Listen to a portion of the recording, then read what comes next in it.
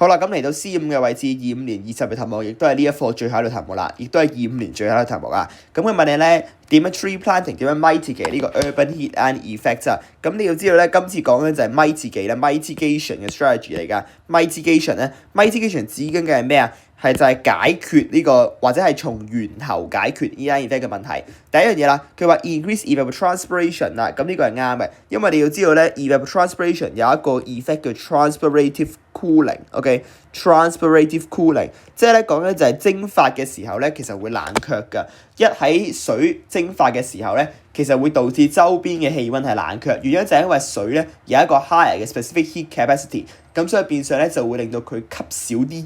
會令到佢係吸多啲熱而上升温度冇咁快，咁變相咧就會導致周邊嘅氣温下降，咁即1號係啱嘅。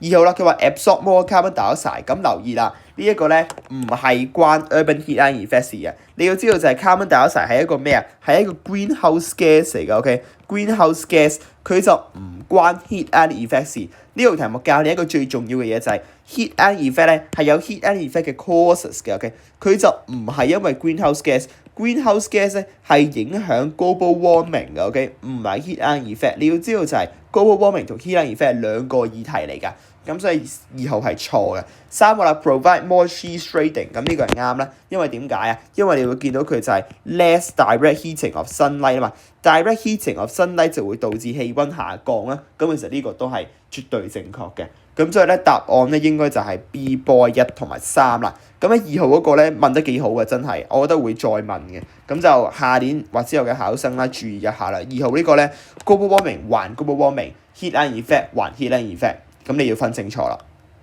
答案係 B boy。